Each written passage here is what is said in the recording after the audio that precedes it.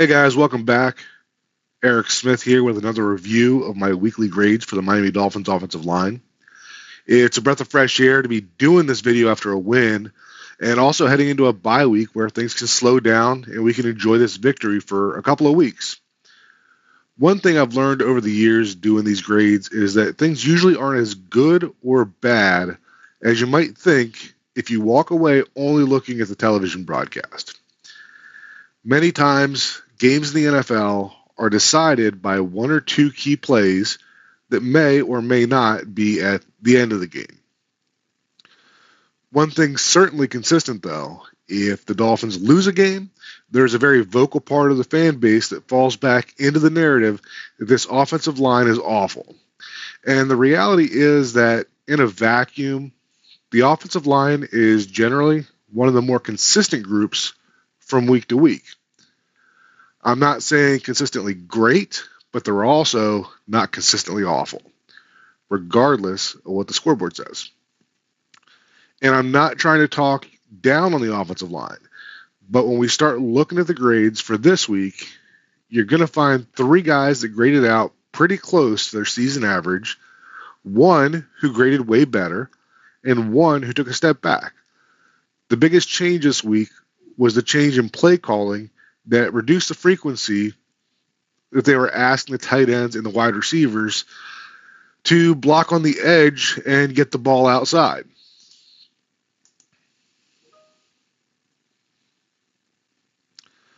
As you can see, this week's grade for the offensive line as a whole is a notch up from the season average, but it's not drastically different than where they've graded on average this season.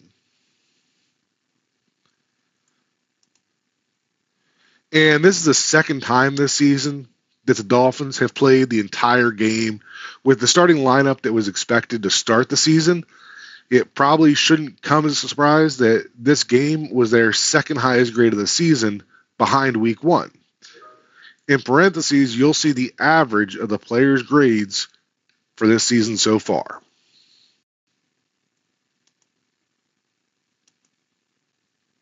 So Liam Eichenberg was the player who took a step back this week and ended up with the lowest grade of the week with a grade of 6.86. There was obviously the sack on the first drive of the game, which kind of set the tone for the fan base's view of Liam for the remainder of the game, but that one really wasn't even that bad. I have some stuff on my X timeline discussing that play, and just how bad Liam was on that play is debatable because something was completely jacked up with that protection where it looked as though he expected to have help from Brewer. Even though this was a bad game for Eichenberg, I don't expect this to become the trend because it's just not what we've seen in the past from him, despite the way that he's been viewed by a lot of fans. All right, as we get into the film review for Eichenberg, this is the first play we've got, and this is just going to be him getting knocked back into the lap of the quarterback. This was obviously a quick passing play, but even on a quick passing play, you expect to have a little more protection than what Liam gave on this play. And then our next one, we're going to have Liam pulling to the left. And he is going to be looking to kick out number 48. And as you can see here, doesn't take a good angle. You know, when you go back to the basics of pulling and kicking, you know, you'll hear them talk, pull left, hit left, meaning with their left shoulder. And as you can see there, it kind of looks like Eichenberg's trying to lean in with his left, but lowers his head and misses his target almost completely. And what that ends up with is Mostert having to bounce the play unnecessarily. Had Liam gotten the good kick-out block there, there was a nice play or a nice lane for this play to develop. And then, because I didn't want to be all bad for Eichenberg, here's a play where he's just showing some good effort. So he's helping out with Jackson, realizes Jackson doesn't need the help anymore, flips his head around, looking for work, He does a good job of getting back into the play and preventing a quarterback hit here. Again, not a huge positive and doesn't overshadow the rest of the bad stuff that he did, but it certainly wasn't all bad for Eichenberg.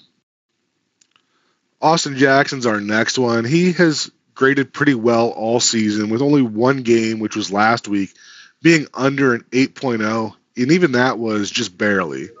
This week, he came in at an 8.19. Games like the Patriots are the type of games that really show why Miami is willing to turn a blind eye to the issues that Jackson has in pass pro. His ability to get movement and find targets in space is better than what you'll find across most of the league. When things are going even pretty well for the offense, it's not that difficult to avoid putting him in unfavorable positions in the passing game. Okay, so we're looking at Austin Jackson here at right tackle, and this was in the third drive of the game on the first play, and this is going to be a duo concept, and you can see just how well Jackson does getting off the ball and driving his defender down the field. You can see that that's 5 yards, and that's not easy to do in the NFL, to take a defensive tackle and to change the line of scrimmage. And as you can see there, Julian Hill's helping a little bit. I think that had we got a better block from England on that play, could have had a nice gain. Some will point to Robert Jones on the left side there, but I feel like had Mostert been able to stay going directly forward, that Jones would have been fine, because that defender was essentially taking himself out of the play. But really, like I said, the focus I wanted to put here is Austin Jackson and his ability to get movement in small spaces. And then looking at Austin Jackson again here, I think this was the only zero play that I had graded for Jackson this week, and this is going to be outside zone to the right. And as you can see, Jackson just gets a little too aggressive going after this one, gets sidestepped by the defender, and ends up missing, and the defender goes to the inside. That ends up slowing down Ingold from being able to help Waddle on the edge, which we saw him do a few times in this game. And that, had Ingold been able to help Waddle, then this would have been a play that would have gone for a gain, of more than it was. But you'll see this occasionally from Jackson, is that because of how aggressive he is, because of how good he is at moving that point of attack, every once in a while you're going to get a play where he's just a little bit too aggressive, and the defense is able to take advantage of that. All right, Aaron Brewer continues to be a steal for the Dolphins at his salary. He's not a perfect player, but Miami isn't paying him to be a perfect player. This performance was a little lower than the high level that we've come to expect from Brewer, but it was still a very good game, ending up with an 8.52. New England did find some success playing with a nose tackle over Brewer, but that's something that I feel teams will do less when Tua is back in the lineup and they can't afford to spend 1/11th of the defense on an interior run clogger.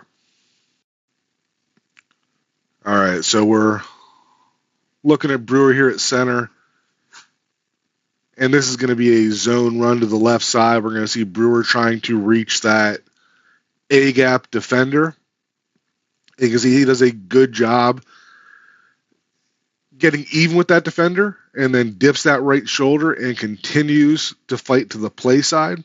And this alone would be a pretty good block, because he's getting around to the front side of that defender. But then Brewer's going to take it a step further and picks up a linebacker too. So, because of the effort that he puts into this play, he's able to block two defenders by himself, and that allows Achane to get a bit of a cutback there and get something out of this play on the first drive of the game. So not blowing the guy off the line of scrimmage, but just the effort to continue to get to that play side is what what sets Brewer apart, and that kind of effort puts him into a position where he's able to take care of two defenders on one play. All right, and then our bad play for Brewer, there's not too many of them.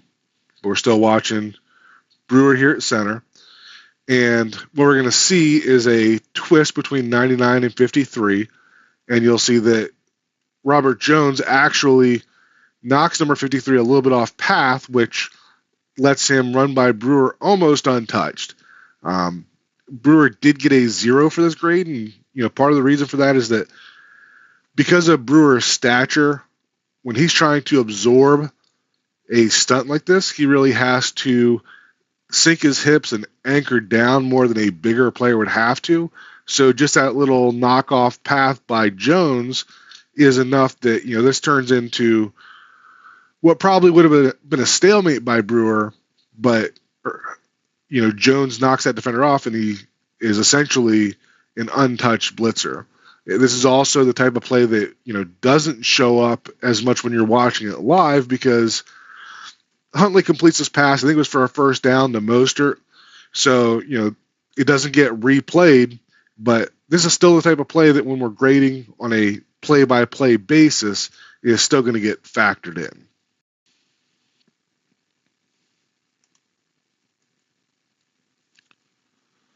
All right, then we got Teron Armstead, who returned to the lineup this week and didn't skip a beat, coming in at a 8.90, which is fairly normal for Armstead.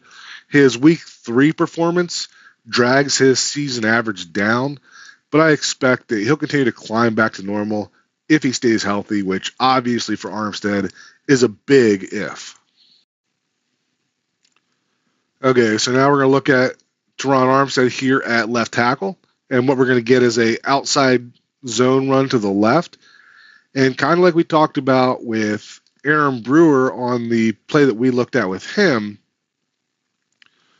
Armstead does a really good job of getting off the ball quickly, basically off the snap.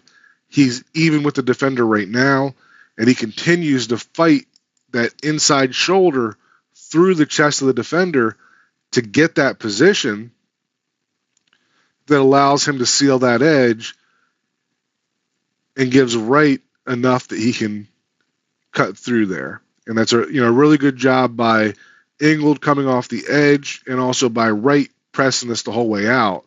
But if Armstead doesn't get around this defender and get as much as he did, then this play's dead in the water. So this is the type of play that we talk about, the athleticism needed by the offensive tackles in this offense.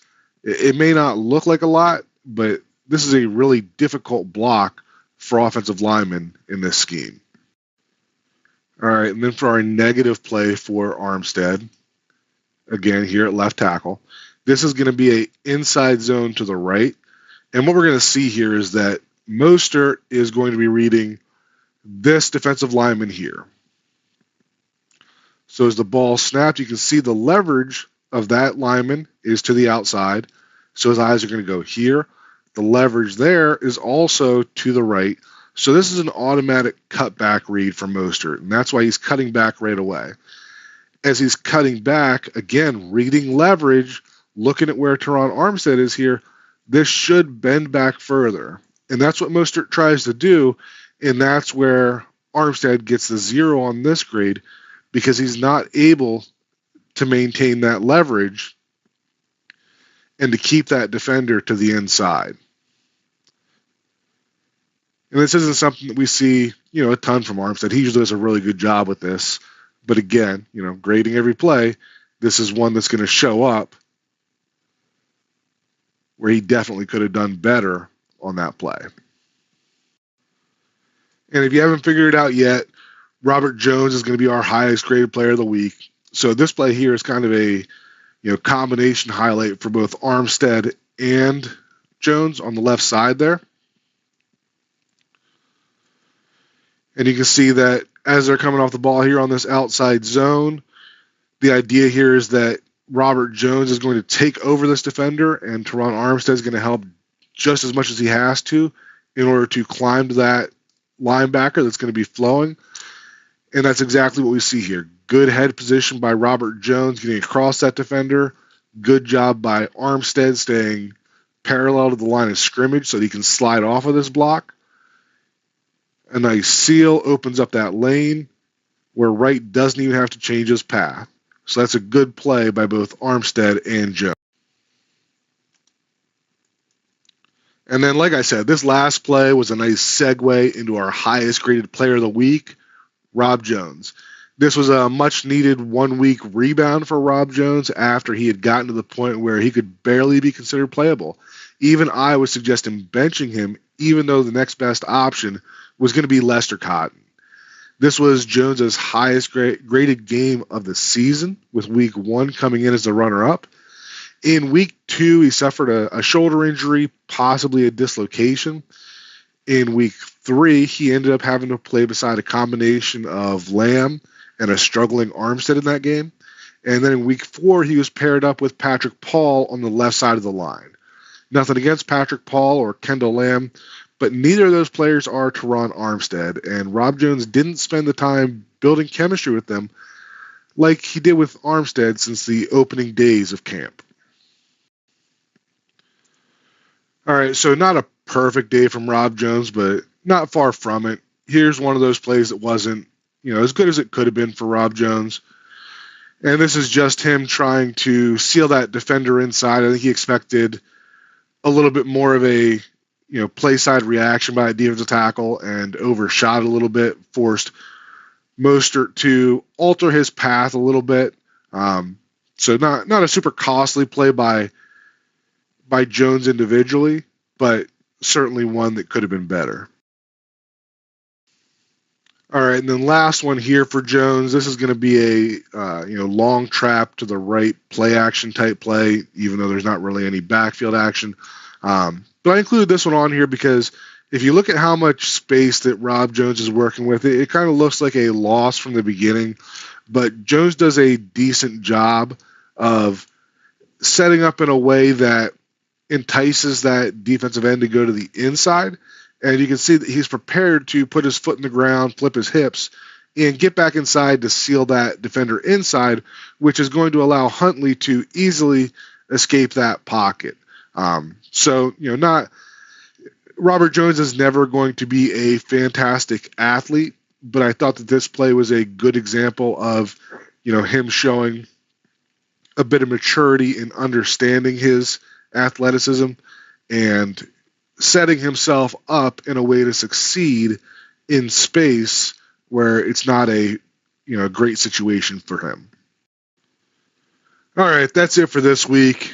You can find me on Twitter or X, where I share more All-22 films and respond to as many comments as I can. If you're looking for more video content from me, check out the Scouting Combine podcast on the 5 Reasons Sports Network, where Hassan Patel and I check out All-22 film from the Dolphins as well as their upcoming opponents. And, of course, leave a comment below if you have anything to add to this video. Enjoy the bye week coming off a win, and I'll be back with another one of these videos after the next game.